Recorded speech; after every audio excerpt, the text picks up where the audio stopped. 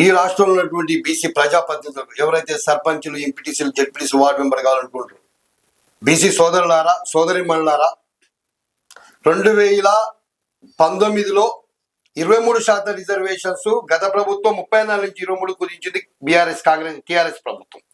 ఈయన 42% తీసుకొస్తానని చెప్పి ఇలా 17% తీసుకొచ్చింది కాంగ్రెస్ ప్రభుత్వం. రేవంత్ రెడ్డి ఈ 2 సంవత్సరాల కాలంలో బీసీలకు రిజర్వేషన్స్ ఏ విధంగా ఇవ్వాలని ఆలోచన చేయలేదు. 23% రిజర్వేషన్స్ ని కూడా ఏ విధంగా తగ్గించాలనే ఆలోచనలో భాగంగానే వీళ్ళు 2011 జనాభా లెక్కల ప్రకారం సర్పంచ్లని రిజర్వేషన్ ఏర్పాటు చేశారు. 2024 జనాభా లెక్కల ప్రకారం వార్డు మెంబర్లు చేశారు. ఎంత దుర్మార్గం! 2011 ఎందుకు చేసినట్టు? బీసీలకు రిజర్వేషన్స్ ని గత ప్రభుత్వం ఏ విధంగా ఆర్డినెన్స్ తీసుకొచ్చి 2018 పంచాయతీరాజ్ చట్టం 285 జీవో దాని మీద చేసింది, ఆర్డినెన్స్ తీసుకొచ్చి చేసిందో దాన్ని కొనసాగించినా కూడా 2800 వచ్చు కదా. 2019లో 12,735 గ్రామాలకు 2,800 పైచీలకు సర్పంచులు వచ్చినాయి. ఇవాళ రేవంత్ రెడ్డి తీసుకొచ్చినటువంటి ఈ రోజు రిజర్వేషన్లలో 12,735 గ్రామాలకు 2,100 వచ్చాయి. 2,176 సర్పంచులు వచ్చాయి. అంటే 700 చిల్లర సర్పంచులు కోల్పోయిన మనం. రేవంత్ రెడ్డి కాంగ్రెస్ ప్రభుత్వం బీసీలను పూర్తిగా రాజకీయంగా సమాజ్ చేయడం కోసం బీసీల రాజకీయ జీవితానికి మరణ శాసనం రాసినటువంటి బల్లాల దేవుడు మన రేవంత్ రెడ్డి అని తెలియజేస్తా ఉన్నా.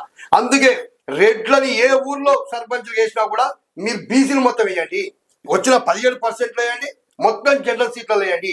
ఎవడన్నా కాంగ్రెస్ పార్టీ వాడు ఉంటాడు ఊళ్ళో అధ్యక్షుడు, బీఆర్ఎస్ పార్టీ ఉంటాడు, బీజేపీ పార్టీ ఉంటాడు. లేదు జనరల్ వచ్చింది కదా మనం ఓసీలకు ఇద్దామంటే గల్లా పట్టండి.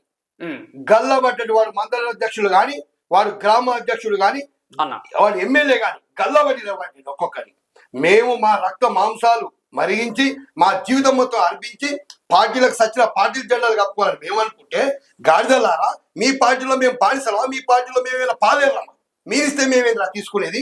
మాకు ఖచ్చితంగా బీసీలకు మా వాటా మాకు కావాలని పూర్తి జనరల్ సీట్లలో బీసీలు, ఎస్సీ ఎస్టీలను కలుపుకొని బీసీ సోదరులు పోటీ చేయాలి.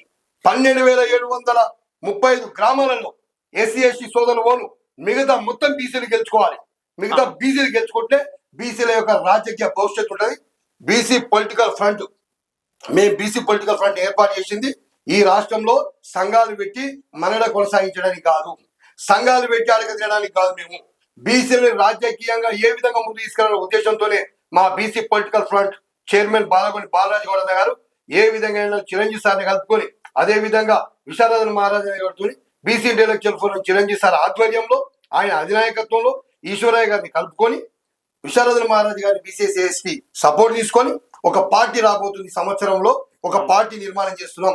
అడుక్కుంటే వచ్చేవి హక్కులు కావు, పోరాడితే వచ్చేది హక్కులు. కాన్సీరామ్ గారు 1984లోనే పార్టీ పెట్టి ముందుకు పోయిన ఉత్తరప్రదేశ్ లో బిఎస్పీ పార్టీ పెట్టి, అదే విధంగా మన 2016లో నిషాద్ రాజు పార్టీ పెట్టిన యూపీలో. నిషాద్ రాజు పార్టీ పెట్టి 84 సీట్లకు పోటీ చేస్తే 1 సీటు గెలిచారు. అదే విధంగా మనకు ఎవరు మన యోగి ఆదిత్యనాథ్ ముఖ్యమంత్రి కాగానే ఆ ఎంపీ సీట్ ఖాళీ అయితే కూడా నిషాద్ రాజు గెలిచిండు. అలా సంజయ్ కుమార్ నిషాద్ గెలిచి కొత్త పార్టీ పెట్టుకుని ఎంపీ సీట్ని ఓడగొట్టిండు. అదే విధంగా వాళ్ళు బీజేపీతో అలైన్ చేసుకొని 6 గెలిచి ఒకరు మంత్రి అయ్యారు. అందుకే నెక్స్ట్ ఈ రాష్ట్రంలో పార్టీ పెట్టబోతున్నాం BC political front, BC intellectual forum, అదే విధంగా బీసీఎస్టీ మైనార్టీ జాక్ అదొకటి, ఏఐఓబి. ఈ 4 ఆధ్వర్యంలో బాలరాజు గౌడ గారి చైర్మన్, అదే విధంగా ఇంటెలెక్చువల్ ఫోరం చిరంజీవి సార్ ఆధ్వర్యంలో విశారదన్ అన్న గారు కలుపుకొని, ఆయన విశారదన్ అన్న గారి యొక్క బలంతోని, ఎస్సీ ఎస్టీ బలంతోని ఈ రాష్ట్రంలో ఓ పార్టీ రాబోతుంది. ఆ పార్టీ సామాజిక న్యాయం తెలియజేస్తుంది. ఆ పార్టీ వచ్చే ముందే స్థానికంగా బీసీలని గెలుచుకొని ఉండాలి. బీసీలని ఆధిపత్య వర్గ పార్టీ అయినటువంటి రెడ్డి కాంగ్రెస్ ద్వారా కానీ, అదే విధంగా బ్రాహ్మణ బీజేపీ ద్వారా కానీ, వెలమల టీఆర్ఎస్ వల్ల కానీ బీసీలకు మరణ శాస్త్రం రాస్తుంది తప్ప రాజకీయ జీవితం కానీ, విద్యా ఉద్యోగాలు కానీ వీళ్ళతో ఎదుగుదల తెలియజేస్తా ఉన్నాను.